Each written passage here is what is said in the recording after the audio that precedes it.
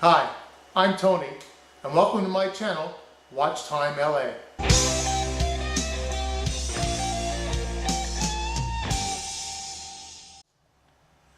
Hello ladies and gentlemen, today we're going to be unboxing and reviewing a Tissot watch. Interesting to note, I've shown this watch to a couple of people and they immediately say, oh, Tissot. And I had to look around on the internet to make sure I was pronouncing it right, but yes, it is Tissot. I hope I'm saying that right. It's a Swiss watch manufacturer, established in 1853. This is really way out of my comfort zone as far as price range goes. Don't like spending a lot of money, especially on watches. You know, you're not going to ever get what you put into them. But I was looking for a very specific watch, and I was also looking for at least one or two really good quality, mid-level Swiss automatic watches. I'm not a Rolex guy, I'm not going to buy the $25,000 Breitling or anything like that. But I stepped up on this one. I'll tell you what I paid down the road, but it retailed for $695 is what it retailed for. And as we get further in, I'll tell you what I paid for it. But anyway, here's the box. Even the outside of the box has some pretty good, your regular cardboard cover. Box is pretty substantial. This is, from what I understand, their signature box, the T and the little Swiss military cross. Not to be confused with the Swiss Army shield. And when I first looked at it, I was looking at it and I noticed something fell out of the back when I turned it over. And it's because they have this really cool looking box that if you put it in a bookshelf, it looks like a bunch of books. These are dummies. And this is actually a couple of books they have with the watch. One of them is a story of Tissot, and I haven't read it yet, but I might. I read everything that I get, but I haven't read this yet. And the other book is their watch lineup, and boy, do they make a lot of different watches. I always wonder how these companies can carry so many different lines of watches and still make money with the inventory that they must have to hold. Even the watch sellers. Imagine having to have these many different kinds of watches from so many manufacturers. One day I'm going to put together a comprehensive list of watch manufacturers and see how many there really are. But I think someone tried to do it on Wikipedia. We'll find out. This particular watch is called the Tissot Heritage Visodate. I'll open it up here in a minute, show you what actually came in the box. It was actually really nice up until I actually opened the box. And I found that the watch was kind of thrown around a pillow. It was in this plastic bag here. So it wasn't wrapped around the pillow. It was kind of wrapped around the pillow. So it was all opened up. It was in this bag. It was kind of loosely thrown in there.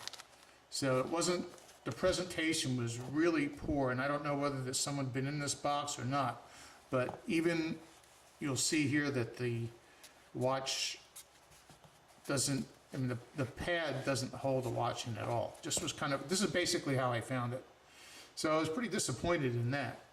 But looking at the watch, first of all, I think the first time you glance at this thing, it has a really elegant look. And I've said this on a previous video. I know any gold tone, gold PVD watch is going to get scratched up and it's going to be impossible to refinish. But I was looking for something very specific. I was looking for a black dress watch with a black dial, with a day and date, and I wanted gold case. I have plenty of them with the silver or stainless steel cases, some of them chrome or nickel plated. But I was looking for this, even though I know that as far as resale goes, this isn't the best watch to have. But you can't get over, you can't get around the fact that this is very elegant looking the way it is. So here's some specifications on the watch. The model number I'm not even going to start with. It's extremely long string. I'll show it up here on the screen in a minute. But anyway, this is the Tissot Heritage Visodate Automatic. It has a black dial. It has a stainless steel case, which is gold PVD plated, and it has a black leather band. The stainless steel is 316L, and it has a see-through case back. It has a domed AR-coated sapphire crystal. It has silver dial with index numerals. It doesn't have any Roman numerals. It has a day and it has the date. It has a butterfly clasp. It has a 38-hour power reserve. It comes with a 2-year warranty from the manufacturer. It's rated at 30 meters or 100 feet or 3 bar. It has an ETA 2836-2 movement, which, as the guys who know, it is a very common movement in these watches. It's it's one of the workhorses of the Swiss watch industry, and it's in many, many manufacturers' watches. As far as the measurements go,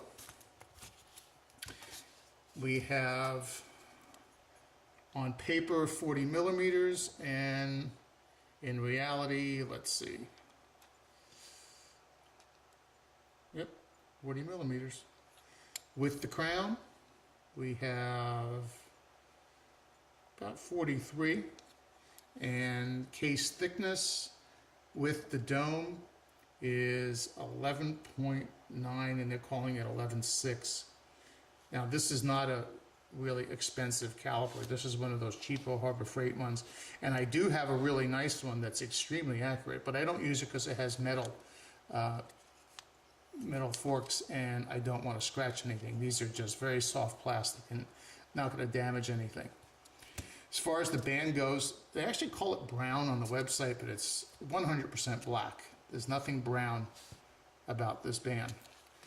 The point is a little bit tricky. It's one of those that doesn't have a release, a quick release. It's kind of a friction fit. That's also gold plated, so you know that's going to get kind of scratched up and nasty after a while.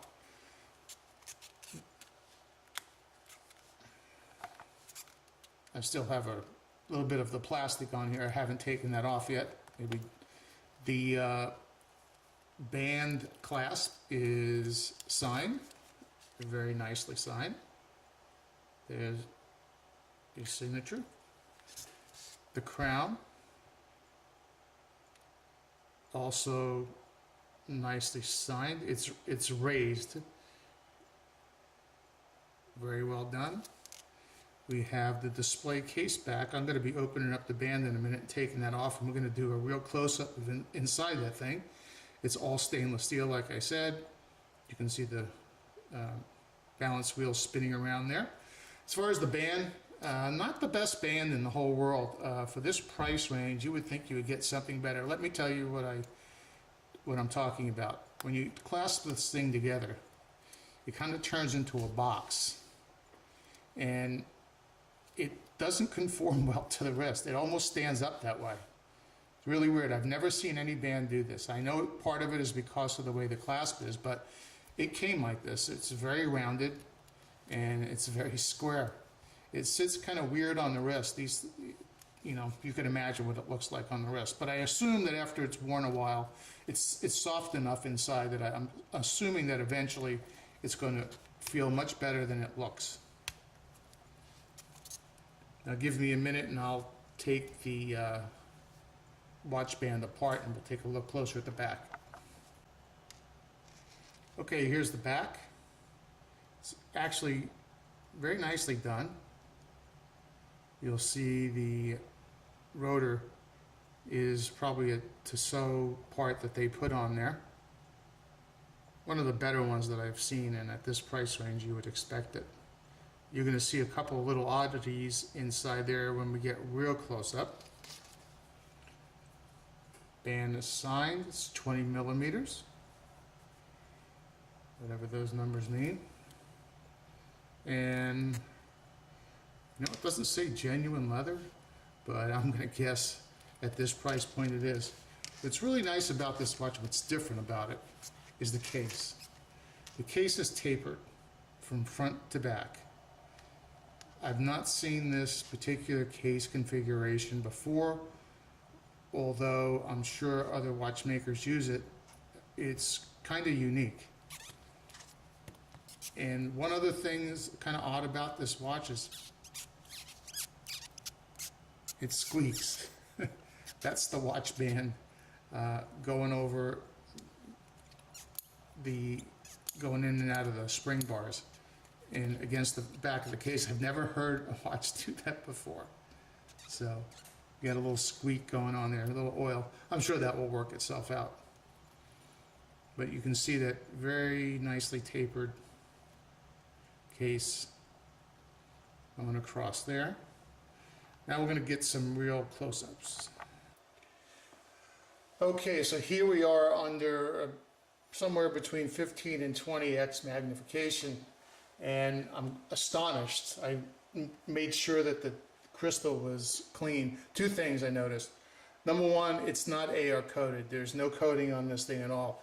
The reflection was so bad I had to turn off my desk light. I've never had to do that ever before to get pictures, but the desk light threw so much glare on it that you couldn't see anything.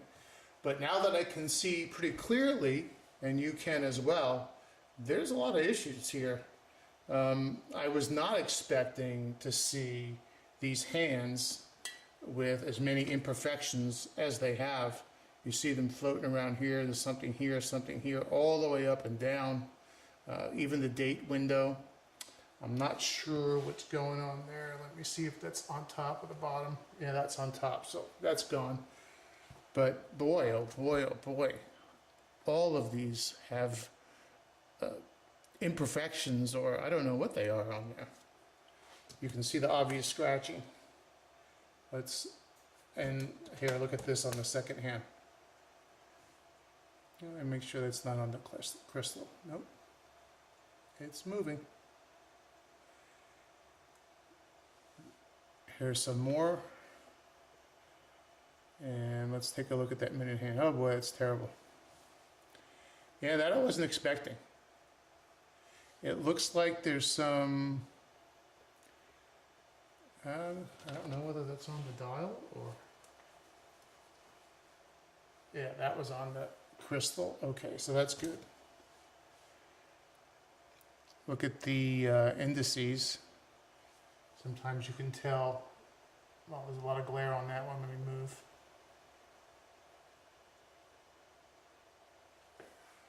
So, a couple of imperfections here. And, oh, by the way, they've written a Swiss date down where it's almost impossible to see unless you hold a watch at a really crazy angle. Trying to get the light right. There's so much glare on this, it's almost impossible to get the light right. And the fact that it's domed doesn't make it any better. So there is your automatic. Trying to get the light right here. It's very, very difficult. There's the automatic.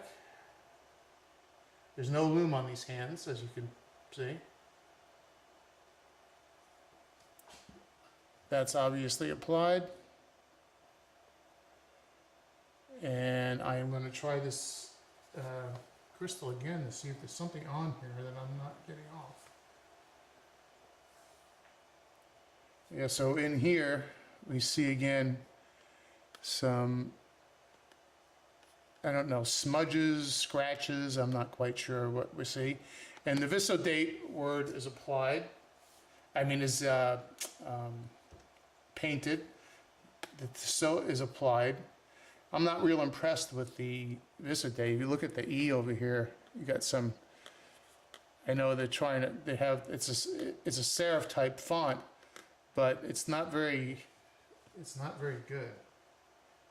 Let's look at this date again.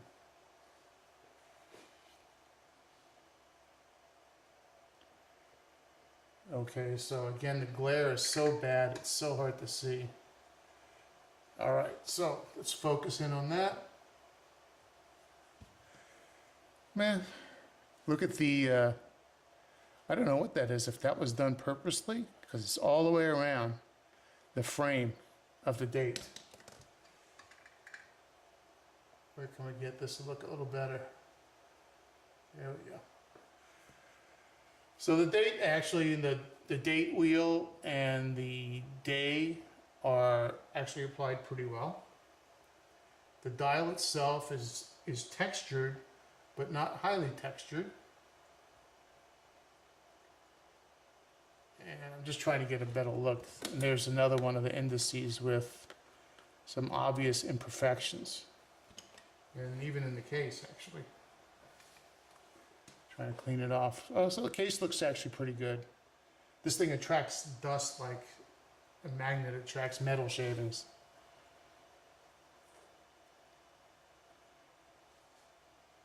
Let's flip it around and get some the pictures of the inside. Okay, so now we're looking through the case back. I got much clearer pictures because we're not dealing with the dome on the other side. That's creating all kinds of glare. This is the rotor that spins around, that winds the watch. The Tissot is obviously stamped very heavily into the rotor, and there's black paint inside that. That's done extremely well. Let's look at some of the other. On the rotor, we have 25 joules. It has a really good texture to it. And does this sound weird, but the back looks like it's made better than the front. Never thought I'd say that about a watch, but it certainly looks that way. We'll clean this off. There's dust particles on here, and I don't know why this watch seems to be a magnet. There's the model number. It's going all the way around. There's sapphire crystal. Okay, so here we see the machining on one of the lugs. Just so you know, I wiped it off with a lint-free cloth, and I blew it off with some canned air. So I don't know how much cleaner I can get it. There are some imperfections, and again, for this price point, I was hoping I wouldn't see that. Overall, I've seen quite a few imperfections in this watch. I have a $60 Seiko 5 that doesn't have imperfections that this particular Tissot does.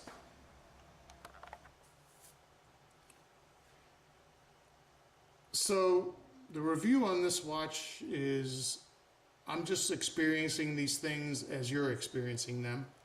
So to say I'm a little bit underwhelmed would be an understatement.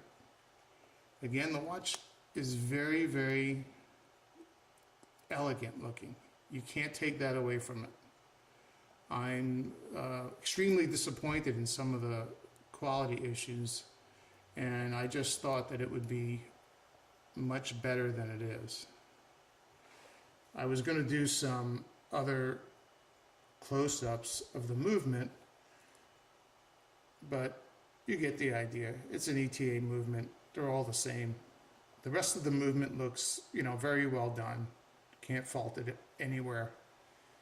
Balance wheel, the jewels are obvious. But the overall package is a little underwhelming. I'm a little bit disappointed. I'm going to keep the watch. I decided I was going to keep it regardless of how this review turned out. I will wear it when it's appropriate. One day I might sell it if it's sellable. But overall, I give this kind of like a really average score. As far as the movement itself, and this is a movement that's been used in thousands and thousands of watches, the feel is really, really nice. The detent going into the date and day is very, very nice. And the way the date and date spin, let me get that out of the way. You're not sitting there searching for the date. So, nicely done there, but again, it's not their move. It's not like it's an in-house movement. It is windable. It is hackable. And it has a day-date complication, like I've said several times already. Band is just about average. The deployment The point is average. The quality inside and the attention to detail is average. The fact that at this price point doesn't have an AR coating on it is really inexcusable. But I know these watches do really well. They sell really well. And at $695, I don't think it's such a good deal. I paid $399 for it. And that's pretty much the outside of my price point. And the obligatory wrist shot. Looks good on the wrist. You can see how it's pulling in here on the sides, and it's a little bit loose on top because it has that weird box shape that eventually I'm sure will wear out. It should wear more like this. But there it is. I hope you liked this review. You got some good information out of it. If you did, please feel free to leave comments or questions. And I'm really hoping that you subscribe to the channel if you like what I'm doing here. Until next time.